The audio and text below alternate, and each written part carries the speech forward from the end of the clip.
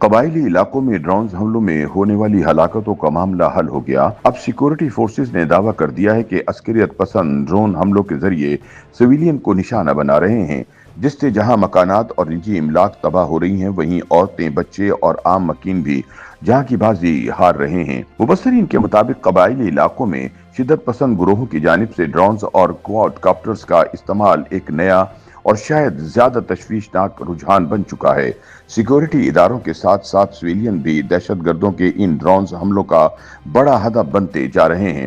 دفاعی ماہرین کے مطابق خیبر پختونخوا کے جنوبی اضلاع میں شدت پسند گروہوں نے اب کمرشل کواد کاپٹر کو ایک مہلک ہتھیار میں تبدیل کر دیا ہے۔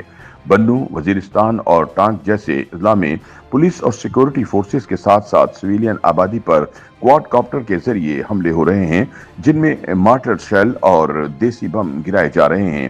حیران کن بات یہ ہے کہ ان حملوں کی ذمہ داری کوئی گروہ کھل کر قبول نہیں کر رہا، تاہم اب سیکورٹی حکام اور مقامی ذرائع نے انہیں عسکریت پسندوں کی کارروائیاں قرار دے دیا ہے۔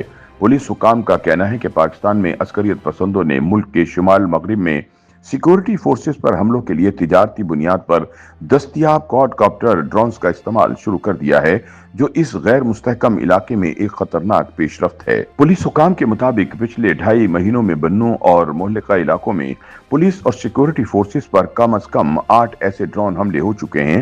انہوں نے مزید بتایا کہ عسکریت پسندوں نے یہ جدید آلات حاصل کر لیے ہیں، لیکن وہ ابھی تجربات کے مرحلے میں ہیں۔ شدت پسند ابھی ان ڈرونز کے مؤثر استعمال پر مہارت حاصل کرنے کی کوشش کر رہے ہیں، اسی لیے اپنے اہداف کو درست نشانہ نہیں بنا پا رہے اور سویلین عسکریت پسندوں کے حملوں کا نشانہ بن رہے ہیں۔ سیکورٹی حکام کے مطابق دھماکہ خیز آلات میں اکثر بال بیرنگ یا لوہے کے ٹکڑے بھرے ہوتے ہیں تاکہ زیادہ نقصان ہو۔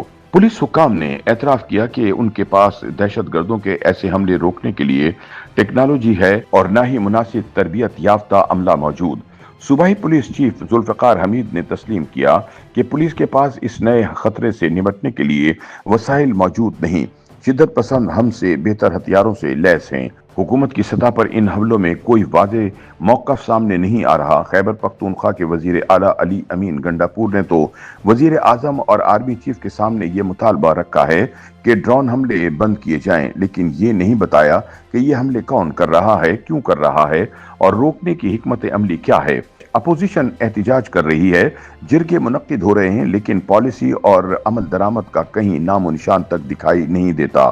دفاعی ماہرین کے مطابق پاکستانی ریاست کے لیے یہ صورتحال ایک نیا چیلنج بن چکی ہے، کیونکہ اس کو ایک ایسی لڑائی لڑنا پڑ رہی ہے جس میں دشمن نظر نہیں آتا، ہتھیار جدید ہیں اور ہدف معصوم شہری۔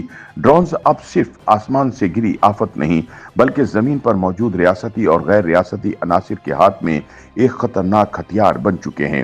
دوسری جانب شمالی اور جنوبی وزیرستان کے مکینوں کا کہنا ہے کہ اب ڈرون یا کواد کاپٹر کی پرواز معمول بن چکی ہے۔ اس سے نہ صرف خوف کا ماحول پیدا ہو رہا ہے، بلکہ روزمرہ زندگی بھی معطل ہو چکی ہے۔ بازار ویران ہو چکے ہیں، مغرب کے بعد باہر نکلنا ممنوع ہے اور لوگ کسی بھی وقت ہونے والے حملے کے خدشے میں زندگی گزار رہے ہیں۔ دفاعی ماہرین کے مطابق قبائلی علاقوں کی صورتحال کے مطابق ماضی کی طرح اب بھی سیکورٹی اسٹیبلشمنٹ ایک بڑے فوجی آپریشن کی طرف بڑھتی محسوس ہو رہی ہے۔ مبصرین کا کہنا ہے کہ حالات دوبارہ ضرب عضب جیسے کسی فوجی آپریشن کی طرف جاتے نظر آ رہے ہیں، لیکن سوال یہاں یہ پیدا ہوتا ہے کہ کیا مسئلے کا حل ایک اور آپریشن ہے؟ جبکہ پچھلے آپریشنز کے بعد بھی شدت پسندی کی جڑیں نہ صرف باقی رہیں بلکہ اب جدید ٹیکنالوجی کے ساتھ دوبارہ ابھر چکی ہیں۔ YouTube پر گوگلی نیوز دیکھنے کے لیے youtube.com کی سرچ بار میں googly news T V type کریں۔ گوگلی نیوز کے پیج پر سرخ رنگ کے سبسکرپشن والے بٹن پر کلک کرنا نہ بھولیے۔ YouTube پیج پر اپلوڈ ہونے والی ویڈیوز سے باخبر رہنے کے لیے بیل آئیکن پر کلک کیجیے۔ آپ کو ہر نئی ویڈیو کے بارے میں نوٹیفیکیشن موصول ہو جائے گا۔